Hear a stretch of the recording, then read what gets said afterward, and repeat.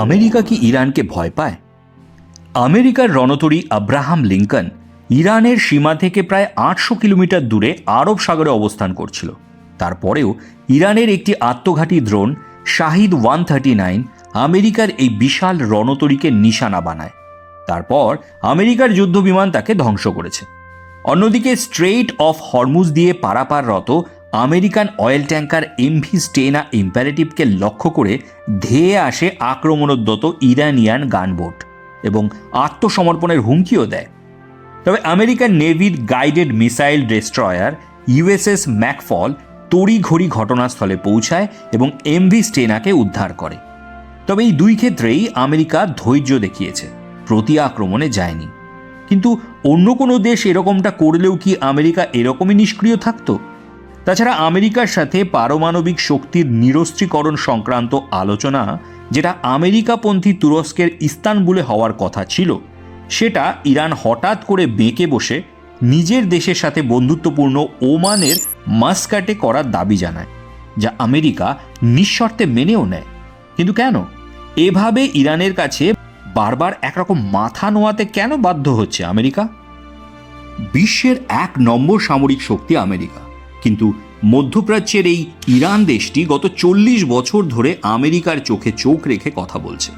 Drone হামলা থেকে শুরু করে সরাসরি হুমকি সবই চলছে। প্রশ্ন হলো, আমেরিকা কেন ইরানকে সরাসরি আক্রমণ না করে কেবল নিষেধাজ্ঞা দিয়ে আটকে রাখতে চায়? কেন পেন্টাগন ইরানের সাথে পূর্ণাঙ্গ যুদ্ধে জড়াতে ভয় পায়?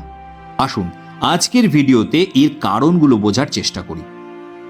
মুখ্যত যে কারণগুলোর জন্য আমেরিকা ইরানের সাথে সংঘাত এখনও অবধি এড়িয়ে চলছে, তার প্রথম কারণটি হলো হরমুজ প্রণালী, যেটি বিশ্বের একটি লাইফলাইন বলা চলে।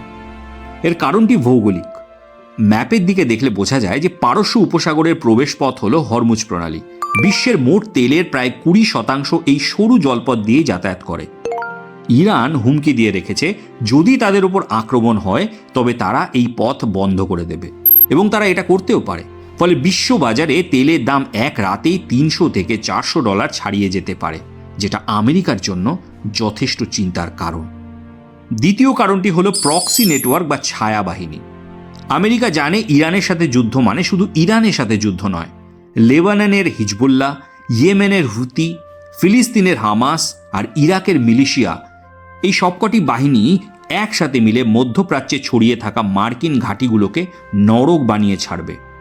এই অ্যাক্সিস অফ রেজিস্ট্যান্স বা প্রতিরোধ অক্ষ আমেরিকার জন্য একটা বিশাল মাথা ব্যথার কারণ। তৃতীয় কারণটি হলো ইরানের ক্ষেপণাস্ত্র ও ড্রোন শক্তি। ইরানের কাছে বর্তমানে মধ্যপ্রাচ্যের সবচেয়ে বড় ক্ষেপণাস্ত্র ভাণ্ডার রয়েছে। তাদের তৈরি করা কামিকাজে ড্রোন বা আত্মঘাতী ড্রোনগুলো এতটাই নিখুঁত যে তারা যে কোনো মার্কিন রাডারকে ফাঁকি দিয়েও হামলা চালাতে পারে। সেটা তারা এর মধ্যে প্রমাণও করে দিয়েছে সৌদি আরবের তেল ক্ষেত্রে হামলার মাধ্যমে। মনে রাখতে হবে, সৌদি আরব আমেরিকার বন্ধু এবং সৌদি আরবে আমেরিকান সেনা ও প্রযুক্তি মজুত আছে। তা সত্ত্বেও তারা এই হামলা ঠেকাতে পারেনি। চতুর্থ কারণটি হলো পারমাণবিক সক্ষমতা। আজকের দিনে সবচেয়ে বড় ভয় হলো ইরানের ইউরেনিয়াম সমৃদ্ধকরণ। আমেরিকা ভয় পায়, যদি তারা এখনই ইরানকে আক্রমণ করে তবে ইরান কয়েকদিনের মধ্যেই পারমাণবিক বোমা তৈরি করে ফেলতে পারে। একটি পারমাণবিক শক্তিধর ইরান মধ্যপ্রাচ্যে আমেরিকার প্রভাব কিন্তু চিরতরে বিলীন করে দেওয়ার ক্ষমতা রাখে। আর সর্বশেষ কারণটি অবশ্যই ভূখণ্ড ও দীর্ঘস্থায়ী যুদ্ধের ঝুঁকি। ইরানের আয়তন ইরাক বা আফগানিস্তানের চেয়ে অনেক বড় এবং এর চারপাশ পাহাড় দিয়ে ঘেরা এক প্রাকৃতিক দুর্গের মতো।